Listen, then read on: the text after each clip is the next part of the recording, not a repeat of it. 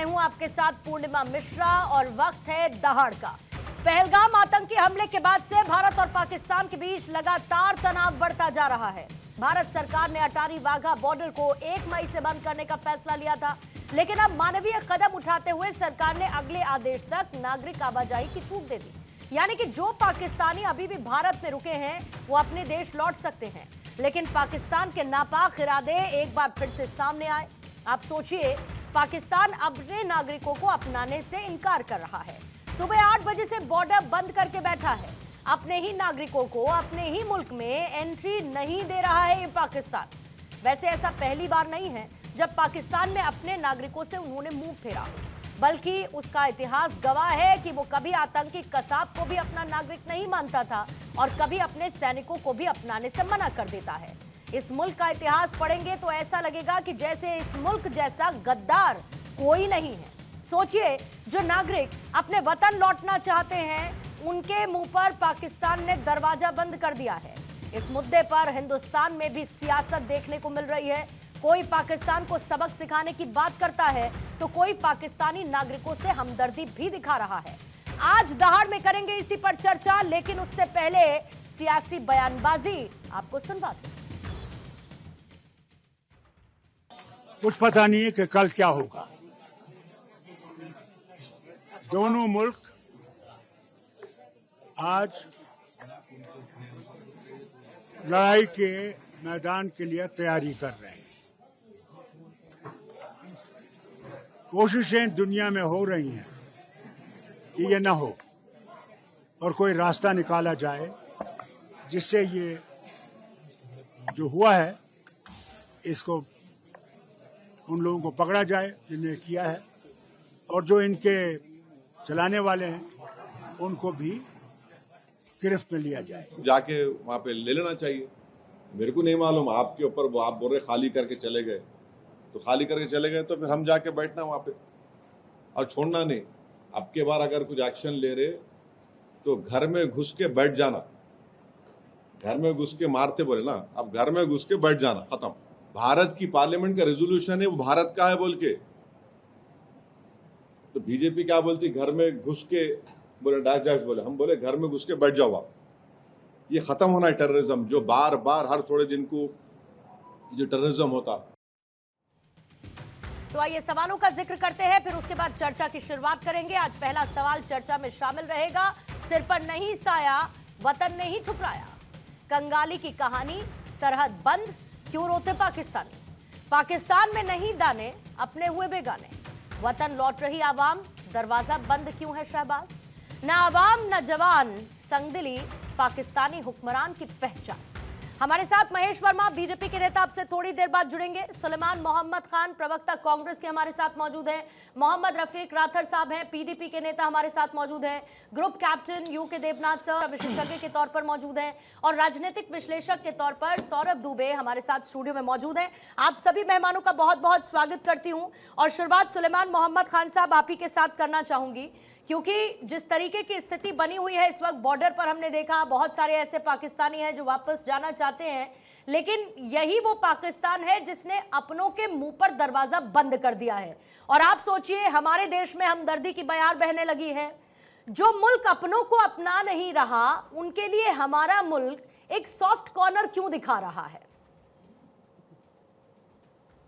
देखिए, सबसे पहले तो पाकिस्तान को अपने जो उनके शहरी हैं, सिटीजन्स हैं, उन्हें वापस लेना चाहिए।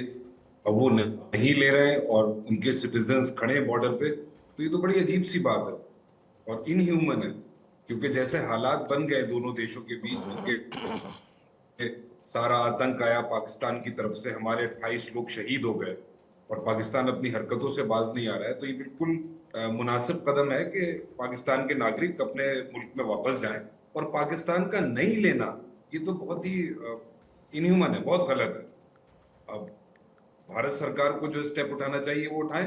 हमने तो बार बार कहा, ऑल पार्टी मीटिंग में भी कांग्रेस पार्टी ने कहा, तमाम जगह मीडिया में भी कहा कि हम सरकार के साथ हैं।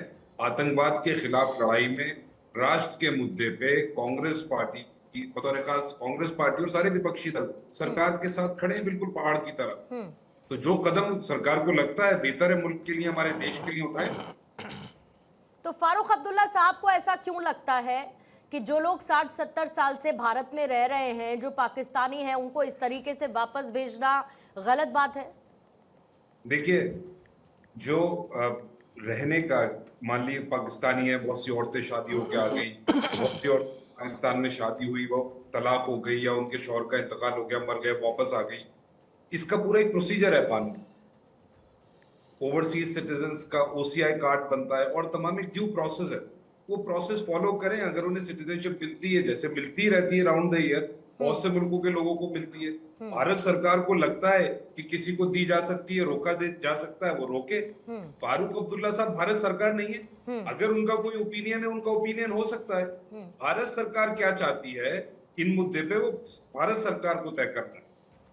ये सेंट्रल गवर्नमेंट का मामला है, नरेंद्र मोदी जी को, होम मिनिस्टर को, अमित शाह जी को, उन्हें तय करना है कि पाकिस्तानी नेशनल जो इंडिया में रह रहे हैं उनका क्या मुस्तकबिल मैं बस एक काउंटर क्वेश्चन पे छोटा सा ले लेती हूँ कि अगर फारूक अब्दुल्ला भारत सरकार नहीं है तो क्या ऐसे मामलों में फारूक अब्दुल्ला को किसी भी तरीके की टिप्पणी से बचना नहीं चाहिए? बिल्कुल आप सही कह रही है, उनके मुंह पे टेप लगा देना चाहिए। सर आपके साथी हैं, आप लगा सकते हैं, मैं तो टेप लगा देना चाहिए। मैं तो, मेरे लिए बड़ा मुश्किल है, लेकिन साथी आपके हैं, आप शायद ये कर पाए, मुमकिन है। या तो उनके मुंह पे टेप लगा देना चाहिए या उनके मुंह पे टाके लगा के उनके होंठ सिल देना चाहिए, यही हो सकता है। ठीक है राठौर साहब, क्या महबूबा मुफ्ती के साथ भी फिर यही करना चाहिए, उनके भी मुंह पे टेप लगा देना चाहिए? क्योंकि कई बार पाकिस्तान को लेकर आपने ये भी कह दिया था साहब, पीडीपी ने, कि कश्मीर के स्टेक होल्डर हैं ये पाकिस्तान वाले। अब आप सोचिए, ऐसी बुरी हालत हो रखी है कि अपनों को नहीं अपना रहा, और ये कोई पहली बार तो नहीं है, इतिहास पाकिस्तान का कुछ इसी तरीके का रहा है। लेकिन आपकी और पाकिस्तान की दोस्ती कहूं या हमदर्दी कहूं, एक दूसरे के लिए गाहे बगाहे निकल ही आई है। अब पाकिस्तान के लोग अगर भारत में मौजूद हैं और पाकिस्तान उनको अपनाने के लिए तैयार नहीं है, तो ऐसे में पाकिस्तान को लेकर पीडीपी की सोच कुछ बदली है क्या? या क्या लगता है आपको, क्यों नहीं ले रहे वो अपने ही नागरिकों को वापस, क्यों बच रहे इससे? जी, मैं तो कोई पाकिस्तान का कोई स्पोक्स पर्सन यहाँ नहीं बैठा हूँ जो आपके साथ बात करना है। मैं पीपल्स डेमोक्रेटिक पार्टी का एक कार्यकर्ता हूँ और अपनी पार्टी का मौक़िफ़ रखना चाहता हूँ, और मेरी पार्टी जम्मू कश्मीर में और जम्मू कश्मीर हिंदुस्तान का एक हिस्सा है। और अपने कानून पर कभी अच्छी अच्छी बातें सुनने की आदत भी डाला करें, हमेशा नेगेटिव। आप लोग सर सीख बड़ी अच्छी दे देते हैं। सुनिए ना आप सर, सीख बड़ी अच्छी दे देते हैं, और मैंने भी ऐसा सुना है कि ज्ञान देने में कुछ लगता नहीं है, तो जनरली लोग दे देते हैं। मैंने तो राठौर साहब वही कोट किया, मैंने तो राठौर साहब वही कोट किया जो अभी तक आपने, क्या महबूबा मुफ्ती ने ये नहीं कहा? क्या महबूबा मुफ्ती ने उन महिलाओं को लेकर चिंता जाहिर नहीं की जो भारत में रह रही हैं पर है पाकिस्तानी? सर, क्या उन्होंने नहीं कहा? ऐसा कहा उन्होंने या नहीं कहा? बस इतना बता दीजिए पहले। सॉरी सर, यहाँ के जो लोकल आर्टिकल सारे अखबारों ने छापा है, जिसमें मैंने लिखा है Pahalgam terror attack and Kashmiri response. जिस तरह से जम्मू कश्मीर के लोगों ने यकजा होकर, एकजुट होकर इसको नकारा है, इसकी मजम्मत की है, तारीख में ऐसी मिसाल आपको नहीं मिलती है। लेकिन मैंने कहा ना, आपको अच्छी बातें सुनने की आदत है। मैंने तो कश्मीरियों की बात ही नहीं की सर, मैंने तो कश्मीरियों की बात ही नहीं की। आप क्यों ले आए कश्मीरियों की बात?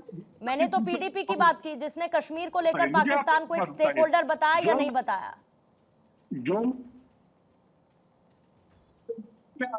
थोड़ा सर आपका ऑडियो टूट रहा है, आपका सर ऑडियो थोड़ा सा ब्रेक हो रहा है। मैं जरा करेक्ट करवा लेती हूँ रफीक राठौर साहब, फिर आपकी आवाज मुझे भी अच्छे से सुनाई देगी, और मेरी आवाज तो आपको अच्छे से सुनाई देनी ही चाहिए, मतलब उसमें तो कोई इफ एंड बट नहीं होना चाहिए। महेश जी हमारे साथ जुड़ चुके हैं, तो प्लीज मुझे कंफर्म कीजिएगा। मीनवाइल सौरभ दुबे साहब, मैं आपके पास आना चाहूंगी, क्योंकि ऐसे बहुत सारे आंकड़े हैं। भारत और पाकिस्तान के बीच भले ही लंबे समय से तनावपूर्ण स्थितियां देखने को मिली, लेकिन ये जो अवैध पाकिस्तानी भारत में रह रहे, जिनको खुद पाकिस्तान अपनाने को तैयार नहीं, ये क्या राष्ट्रीय सुरक्षा के लिहाज से एक बड़ा मसला नहीं है? क्या हम ये ना समझें कि आंतरिक अस्थिरता को पैदा कर सकता है? क्या हम 2016 के रिकॉर्ड्स उठा के ना देखें कि कैसे उन अवैध पाकिस्तानियों ने स्लीपर सेल की तरह भारत में काम किया है? क्यों हम अपनी राष्ट्रीय सुरक्षा के साथ एक लंबे समय से कॉम्प्रोमाइजिंग सिचुएशन में है? क्योंकि जैसे ही भारत सरकार का यह आदेश आता है, उसके बाद निकलना शुरू होता है कि देखिए 40 साल से रह रहे हैं, 70 साल से रह रहे हैं, पुश्ते पुश्ते यहां पर पाकिस्तान के लोगों की रह गई, लेकिन उनके पास पेपर्स आज भी नहीं है, और किसी ने बनवाए तो जाली पेपर्स बनवा लिया, और तो और छोड़िए साहब, वोट भी वो यहीं कर रहे हैं। देखिए, बिल्कुल मैं एक 2 लाइन की कविता के साथ आपका ये जवाब देना चाहूँगा कि ये आतंकों के गालों पर दिल्ली के चांटे होते, अगर हमने 28 के बदले 28,000 शीश काटे होते, बार बार दुनिया के आगे हम ना शर्मिंदा होते और हमारे यूं ही लोग सैनिक सीमा पर जिंदा होते। देखिए, ये अभी फारूक अब्दुल्ला जी वाली जो बात कही, उनके लिए मैं एक लाइन कहना चाहता हूँ। फूल अमन के नहीं खिलते कायर की परिपाटी में, नेहरू जी के श्वेत कबूतर मरे पड़े हैं घाटी में, किसका खून नहीं खौलेगा सुन पढ़कर अखबारों में, सिंहों की गर्दन कटवा दी हमने चूहों के दरबारों में।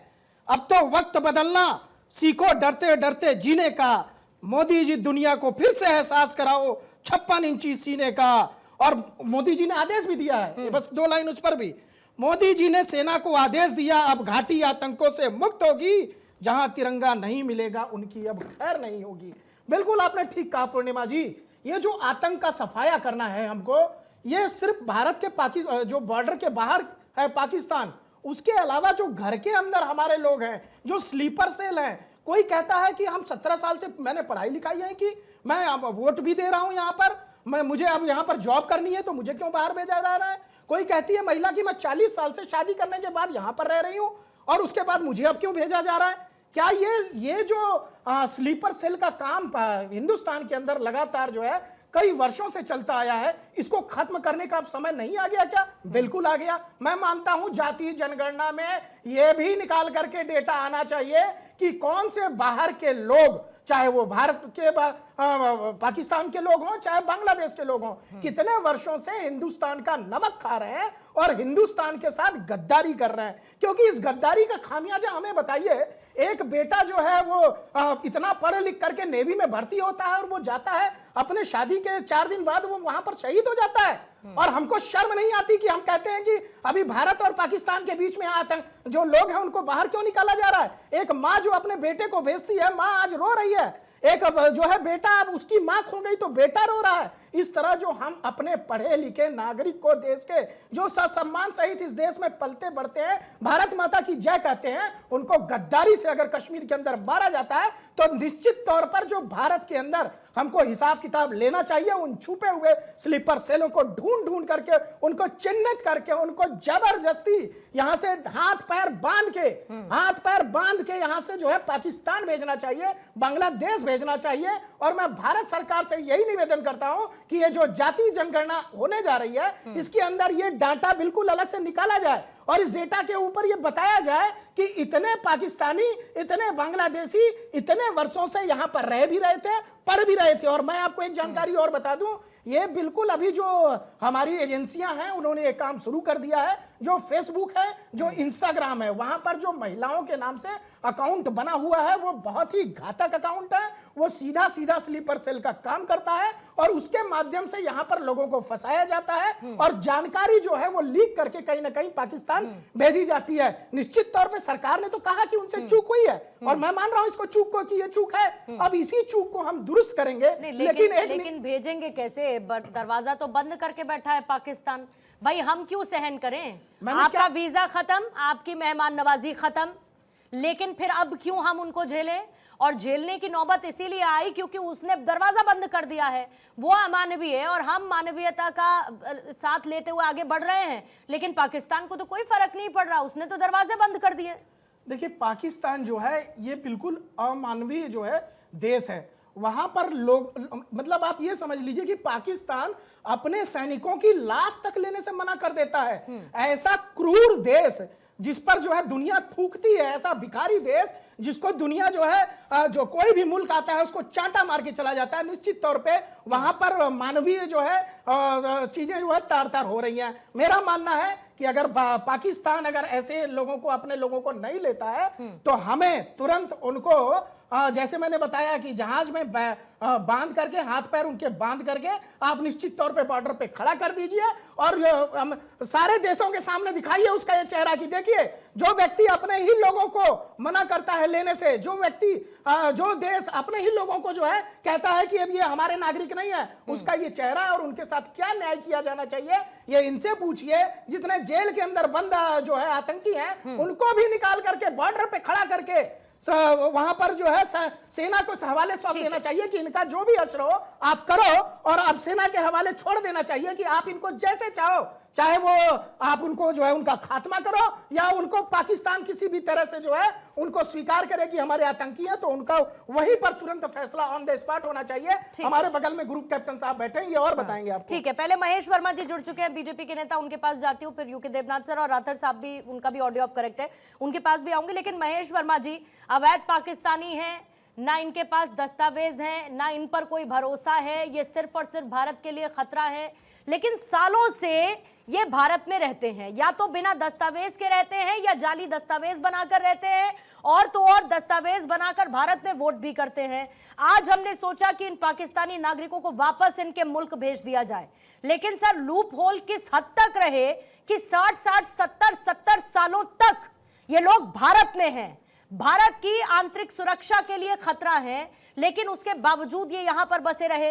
और आज जब आपने फैसला लिया कि इनको वापस भेजेंगे, तो पाकिस्तान ने इनके मुंह पर दरवाजे बंद कर दिए अपने लोगों के लिए। तो अब क्या करेगी फिर भारत सरकार? जो हमारे पास कानूनी विकल्प है, जिसके तहत जो है कोई भी अगर अवैध प्रवासी है जो अवैध तरीके से देश में रह रहा है और जो उसके ऊपर कानूनी कार्रवाई हो सकती है, तो 100% होगी।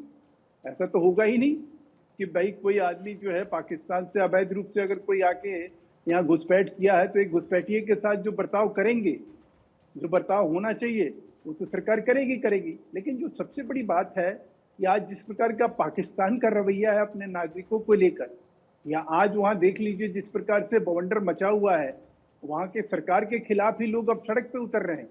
इस अमानवीय कृत्य के लिए जो उसने एक विवत्स घटना का अंजाम दिया, जिसमें उसका जनरल शामिल है, जिसमें वहाँ के सरकार के लोग हैं और उनको समर्थन है, ऐसे लोगों का विरोध अब लोग सड़कों पे उतर के कर रहे हैं। तो सवाल यह है कि अब ये जो सरकार वहाँ पाकिस्तान सरकार अगर ऐसे कर रही है कि अपने ही नागरिकों को लेने से मना कर रही है, तो इसका कहीं ना कहीं प्रतिक्रिया तो वहाँ देखने को मिलेगी। आजकल में ही आपको सुनाई और दिखाई भी देगा कि जहाँ पे इस तरह का अभी हमारे राजनीतिक विश्लेषक जो बात कर रहे हैं, याद करिए कारगिल का वो वार जिसमें वो उनको हमें ही दफनाना पड़ा। तो इस तरह के देश से हम अपेक्षा क्या करेंगे जो अमानवीय कृत्य को जो है वो सारी हदें लांग के जब वो पहलगाम का कुकृत्य करते हैं, जिसके ऊपर हम मजबूरन जो है जो हम आज कदम उठाए हुए हैं या सख्त कदम जो भी हम उठाने की बात कर रहे हैं, तो उसमें कहीं ना कहीं उनका एक जो पाकिस्तान का जो एक आतंकवाद का, ये जो आतंकवाद को लेकर उसका जो एक नजरिया है या सोच है, अभी जिस प्रकार के हालात हैं पाकिस्तान के, उस हालात में भी उसने ये दुस्साहस किया। मैं तो उसी दुस्साहस को कहीं ना कहीं अचंभित हूं कि भाई इसकी मैंने जो आदमी आज की डेट में 1 घंटे की लड़ाई नहीं झेल सकता हो, उस आदमी की देखिए हिम्मत कि आज वो किस प्रकार से आज देखिए अपने लोगों को ही लेने से मना कर रहा है। क्यों कर रहा है? कोई आदमी अपने नागरिकों को लेने से मना क्यों करता है? क्योंकि उसके पास हम तो वहां से आए हुए पाकिस्तान से हिंदू शरणार्थी क्या सरकार को पता नहीं कि महाराष्ट्र, गुजरात, राजस्थान, दिल्ली, यहाँ तमाम ऐसी जगहों पर घुसपैठियों की संख्या लगातार बढ़ी है? क्या साल 2020 की रिपोर्ट सरकार के हाथों में नहीं जो कि घुसपैठियों की संख्या को मेंशन करती है? क्या हमने दस्तावेजों को जांचने की कोशिश नहीं की? कैसे इतने सालों साल से पीढ़ी दर पीढ़ी पाकिस्तानी यहाँ पर या तो बिना दस्तावेज या फिर जाली दस्तावेजों के जरिए यहाँ पर रहते रह गए? मतलब मैं बहुत सर लेमैन, मैं आपको एक लेमैन बात करती हूँ, बहुत लेमैन महेश जी, कि अगर मुझे आज की तारीख में अपना पासपोर्ट बनवाना है तो मुझे बहुत जटिल प्रक्रियाओं से गुजरना पड़ता है। अगर मुझे अपना राशन कार्ड बनवाना है तो मुझे उसके लिए मेहनत लगेगी, मुझे अपने सही दस्तावेज दिखाने होंगे सर। लेकिन कैसे इन जगहों पर इनके पास राशन कार्ड है, इनके पास वोटर कार्ड है, इनके पास पासपोर्ट भी बन गया, कैसे बन गया सर?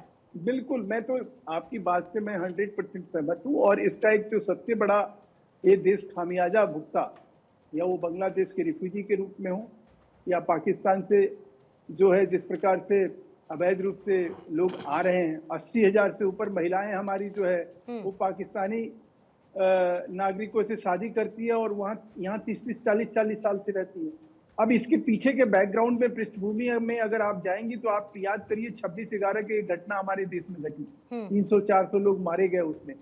और बराक ओबामा तब के अमेरिका के राष्ट्रपति ने बहुत ही, आप मतलब वो कहने और सुनने वो कोई ढकी और छुपी हुई बात नहीं है। बराक ओबामा ने तब कहा था कि भाई आपको इस पे कार्रवाई करनी चाहिए। ठीक है। तब के प्रधानमंत्री का मालूम है क्या कहना था कि साहब हमारे यहाँ एक वर्ग विशेष नाराज हो जाएगा इससे। तो जहां वर्ग विशेष नाराज होने के कारण इस सहूलियत ऐसी दी जाती हो, जहां अभी तक अवैध, मोदी सरकार के आने के बाद अवैध घुसपैठ के ऊपर कानून बना, उससे पहले इस देश में आप और देशों में जाइए, कई देश में तो अवैध घुसपैठ में गोली मार दी जाती है। पासपोर्ट एक्ट तो सर 1920 का है ना, पासपोर्ट एक्ट तो 1920 का है ना सर, फॉरेनर्स एक्ट तो सर 46 का है ना। नहीं, सीए कानून का जो एक, ठीक है, जो हमारा जो, मैं समझ गई कि आपकी इंटेंशन है, लेकिन इस पर एक बहुत बड़े लेवल पर सर काम करने की जरूरत है। हमने खतरा पहचान लिया है तो उस खतरे को खत्म करने की जरूरत है, और अगर पाकिस्तान अपने लोगों को नहीं कबूल रहा तो हम क्या कार्रवाई ग्लोबल लेवल पर कर सकते हैं, कौन से मंच पर हम इस मुद्दे को उठा सकते हैं, इसको भी हमको देखना होगा। देवनाथ सर, सुरक्षा जोखिम के लिहाज से पाकिस्तानियों की मौजूदगी, अवैध घुसपैठियों की मौजूदगी भारत में आप कैसे देखते हैं? खास तौर पर ऐसे बहुत सारी रिपोर्ट्स ये मेंशन करती हैं कि कैसे ये लोग भारत की आंतरिक सुरक्षा के लिए खतरा साबित हुए हैं। हनी ट्रैप से लेके और भी ऐसे बहुत सारे मामले रहे। आईबी की रिपोर्ट ये मेंशन करती है कि कैसे इन लोगों का इन्वॉल्वमेंट रहा। जी हाँ पूर्णिमा जी, जहाँ सुरक्षा की बात उठती है उसमें हम कोई ढील नहीं दे सकते हैं। अगर कोई पाकिस्तानी भारत में अवैध रूप से रह रहे हैं तो डेफिनेटली उनका पासपोर्ट, वीज़ा, ओसीआई कार्ड और बाकी डॉक्यूमेंटेशन समय समय पर चेक होता रहा है। एक प्रैक्टिकल डिफ़िकल्टी आती है एडमिनिस्ट्रेटिव पॉइंट से कि जब हम इनको प्रत्यार्पण करना चाहते हैं, जैसे अभी बॉर्डर पर ले गए हैं, तो पाकिस्तान की जो एम्बेसी है, हमारा विदेश मंत्रालय लगातार उनके संपर्क में रहता है, पासपोर्ट वीज़ा ऑफिस, वो कह देते हैं कि उनका प्रीवियस कोई रिकॉर्ड मिल नहीं रहा है। तो हमें यानी भारत को प्रूव करना पड़ जाता है कि वो पाकिस्तानी नागरिक है, क्योंकि पाकिस्तान कहता है कि उनका जो रिकॉर्ड सेक्शन है उनका, पाकिस्तान का पासपोर्ट वीज़ा वहाँ रिकॉर्ड नहीं है ना सर, पल्ला झाड़ता है ना कि मतलब यहाँ पर रहें, और जासूसी के भी सर बहुत सारे केसेस पहले आ चुके हैं सामने। जी हाँ, होता ये है क्योंकि हमने इसी तरह की कुछ दुविधा तब झेली थी जब श्रीलंका से काफ़ी बड़ी तादाद में तमिल भारत में आ गए थे। इसी तरह की दुविधा हम बांग्लादेशियों के साथ झेल रहे हैं काफ़ी दशकों से, और रोहिंग्या के साथ भी। वहाँ पर भी ये डिफ़िकल्टी आई थी कि जब हम रोहिंग्याज और बांग्लादेशीज को पकड़ कर ले जाते हैं वहाँ पर, तो बांग्लादेश के बॉर्डर के अंदर नहीं घुसा पाते हैं। तो होता यह है कि हमारे पास क्या ऑप्शन है। देखिए, एक ऑप्शन है कि उनको भारतीय जेल में अलग अलग तरह के नियमों की तादाद रखा जाए। दूसरा है कि एक रिफ्यूजी जेल या ओपन जेल सिस्टम है, जहां पे हम उनको तब तक रखते हैं जब तक कि भारत की सरकार को प्रूव करना पड़ता है कि वो बांग्लादेशी है, रोहिंग्या है, डॉक्यूमेंट उनको दिखाने पड़ते हैं। अभी पाकिस्तान के इसमें भी यहाँ हमारे मेहमान रहेंगे कुछ दिनों, ओपन जेल, क्लोज जेल, या एक एरिया निर्धारित कर दिया जाता है जहाँ ये रहते हैं, और एसएचओ को रेगुलरली इनको रिपोर्ट करना पड़ता है वहाँ, लोकल एसएचओ को। तो उसके बाद भारत सरकार को प्रूव करना पड़ेगा पाकिस्तान को कि ये उनके सिटीजन हैं। दिक्कत ऐसे आ जाती है कि कई बार इन्होंने भारत का नागरिक बनने के लिए अप्लाई किया होता है, और जो डॉक्यूमेंटेशन प्रोसेस में भारत के पास जो ऑप्शन है कि हम इनको क्लियरली मना कर दें या इनकी भारत की सिटीजन बनने की एप्लीकेशन सर क्विकली एक जवाब, ये पाकिस्तान की डीप स्टेट स्ट्रैटेजी नहीं है, ये इंटेंशनल मूव नहीं है पाकिस्तान का, इनको ना लेने के लिए कहना। हाँ, डेफिनेटली इसमें कोई शक नहीं है कि पाकिस्तान बीच बीच में इस तरह के नागरिकों को भारत में भेजता है। अभी भी पूर्णिमा जी आप देखें, हर साल हजारों पाकिस्तानी भारत में आ जाते हैं, और विदेश मंत्रालय डेटा पब्लिश करता है, इंटेलिजेंस की मंथली इंटेलिजेंस रिपोर्ट आती है कि वो भारत में आके हजारों में से ज्यादातर चले जाते हैं, लेकिन 30-40 जो है भारत में कबूतर बन जाते हैं। और ये भारत में अलग अलग जगह पर जाकर दूर दराज के क्षेत्रों में छद्म नाम से रहते हैं, डॉक्यूमेंट बना लेते हैं, और शायद पाकिस्तान के लिए स्लीपर सेल का काम करते हैं। लेकिन होता यह है कि आस्ते आस्ते हमारी इंटेलिजेंस, लोकल इंटेलिजेंस यूनिट्स पकड़ लेती हैं, जो लोकल पुलिस होती है, बीट कांस्टेबल, एसएचओ, उनको पता लग जाता है, तो उनको निर्देश दिया जाता है कि इनके ऊपर नजर रखेंगे, और उनको बोल दिया जाता है कि आप हर सोमवार को या हर महीने की 2 तारीख को आके एसएचओ को रिपोर्ट करेंगे। तो अगर ये कोई देश विरोधी कार्यक्रम में लिप्त हैं तो पता लग जाता है। ठीक है, पहले रफीक राथर साहब आप अपनी बात को पूरा कर लीजिएगा, फिर सुलेमान साहब आपके पास और फिर महेश जी आपके पास आती हूँ।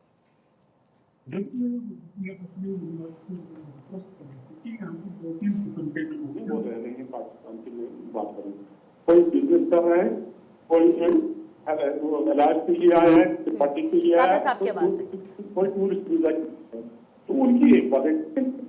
एक बहुत बड़ा तबका ऐसा क्रिमिनल का जिनने यहाँ पर क्या किए पिछले 30 साल से 40 साल से 50 साल से यहाँ पर रह रही है, और जो अभी मेरे दोस्त फरमा रहे थे उन्होंने बात अप्लाई किया है सिटीजनशिप के लिए। अब सिटीजनशिप उनकी अप्लाई, अब ये अदर प्रोसेस है, ना वो रिजेक्ट हुई है ना एक्सेप्ट हुई है, लेकिन ऐसी लेडीज जिनके बच्चे हैं, जिनके पोते पोते हैं, 60-70 साल की एज है, पाकिस्तान में ना उनका बाप है, ना माँ है, ना भाई है, ना कोई रिश्तेदार अफगान है, ऐसी बुजुर्ग औरत को अगर आप ले जाएंगे तो आप मुझे बताइए कहाँ भेजते हैं आप, जो 50 साल से 40 साल से आप यहाँ पर रह रही। नंबर 1। नंबर 2 ये कि आपको याद रखनी चाहिए 2010 में जम्मू कश्मीर की गवर्नमेंट ने एक एमनेस्टी के तहत कुछ मिलिटेंट्स को सरेंडर करवाया, जो पाकिस्तान में थे। बाद में एक पॉलिसी बने, उन्होंने वहां क्या की थी और वो वहां से वापस आकर उन्होंने यहाँ पर स्टेट गवर्नमेंट एजेंसी के सामने सरेंडर किया, और तब से आज तक 20-25 साल से वो रह रहे हैं। उनकी फैमिलीज है, उनकी बीवियां, उनके बच्चे हैं। आज उस पॉलिसी को भी आप नेगेट कर रहे हैं और उनको कह रहे हैं कि आप यहाँ से चले जाइए। मुझे पता है जो औरत यहाँ पर आई है 30 साल से 35 साल से 25 साल से कहीं नहीं कहा, कमाल है।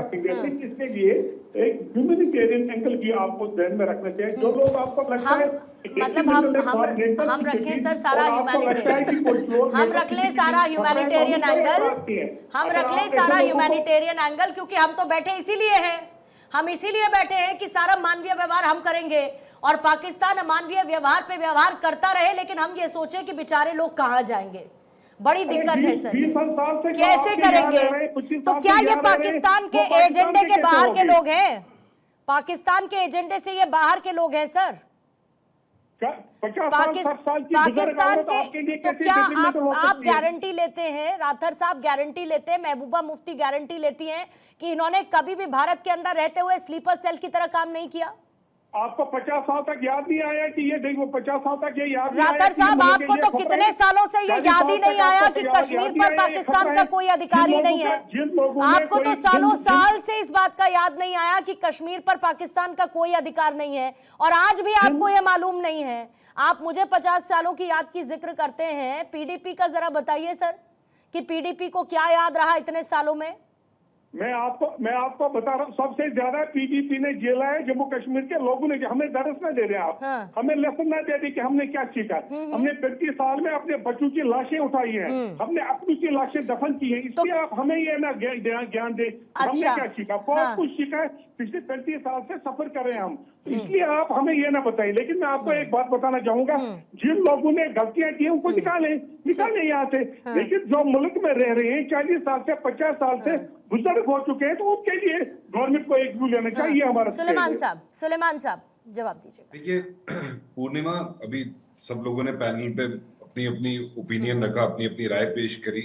सबसे पहले तो जो हमारे राजनीतिक विशेषज्ञ हैं सौरभ दुबे जी, इन्होंने बहुत अच्छी बात कही और ये बहुत अहम है। बड़े जोशो खरोश के साथ इन्होंने कहा स्लीपर सेल जो है, जो हमारे मुल्क में पाकिस्तान से मोहब्बत करने वाले या उसको चाहने वाले या उसकी मदद, सबसे पहले उनको निकाल के फेंकना चाहिए, सजा होना चाहिए। आपने भी डीप स्टेट की बात करी, स्लीपर सेल की बात करी, देश के दुश्मनों की बात करी, बिल्कुल होना चाहिए।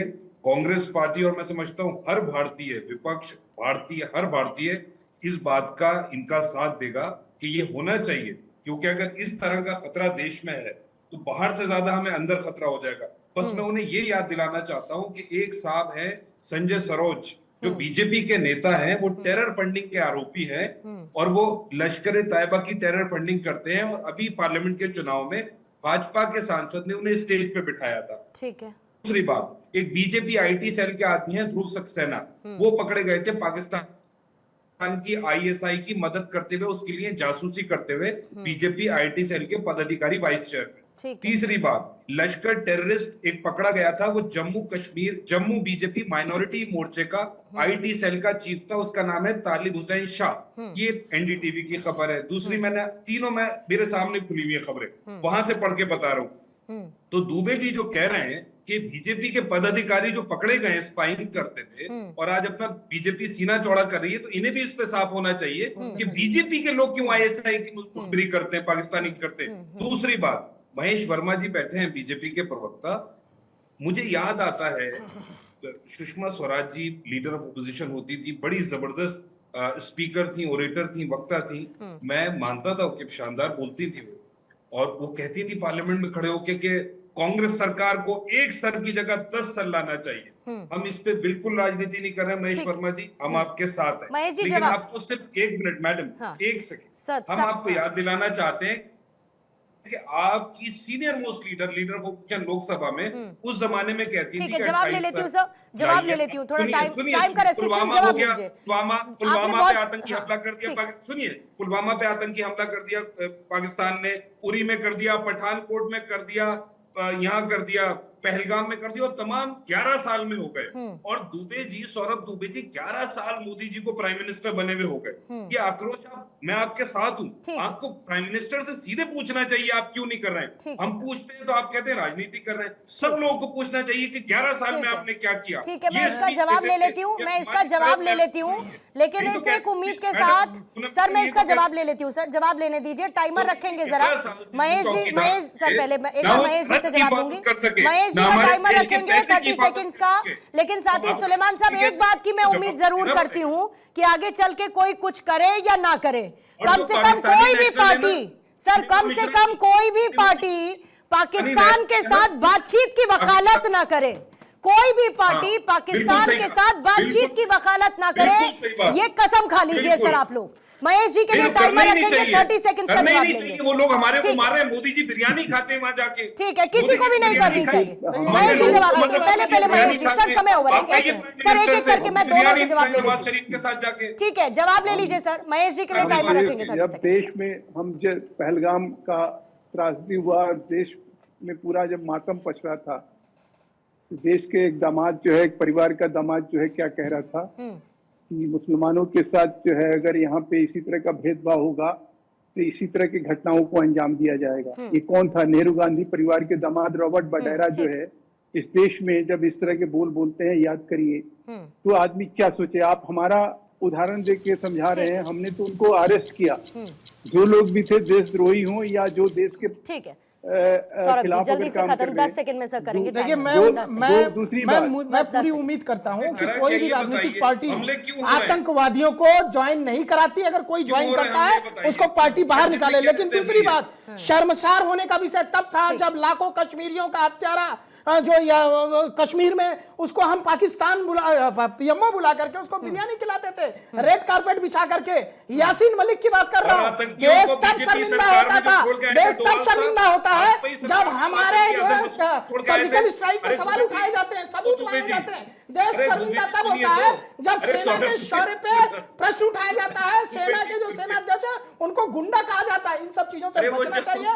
कोई भी राजनीतिक पार्टी हो, मैं किसी के पक्ष में नहीं हूं, आतंकवादियों से जुड़ा किसी भी पार्टी का व्यक्ति हो, उसको जो सजा मिलनी चाहिए वो सजा दीजिए। और कुछ चंद पैसों के चक्कर में अगर हमारे देश में गद्दार पड़ रहे हैं, उनको भी निकालिए। लेकिन फिर कहने वालों को ये भी नहीं कहना चाहिए। आतंकियों को छोड़ के आए थे वाजपेयी सरकार में, आप यही सुलेमान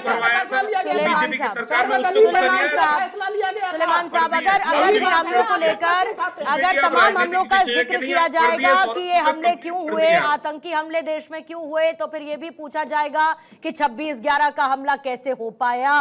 तब भी पूछा जाएगा उन लोगों से जिन्होंने कहा कि अगर तालिबान से बात हो सकती है तो पाकिस्तान से बात क्यों नहीं हो सकती, सवाल उनसे भी पूछा जाएगा। लेकिन जो जिनके हैं कम से कम वो उनको ले लें, हमें बख्शें, भारत देश को छोड़ें और जाएं अपने मुल्क और उनका मुल्क उनको अपना ले। बस यही फिलहाल सोचते हैं और नहीं अपना रहे हैं तो भारत सरकार उसके लिए स्ट्रिंजेंट एक्शन ले। शुक्रिया आपका महेश वर्मा जी, सुलेमान साहब आपका भी शुक्रिया, रफीक राथर हमारे साथ जुड़े थे, UK Devnath sir, Saurabh sir बहुत बहुत शुक्रिया आपका दहाड़ की चर्चा में शामिल होने के लिए।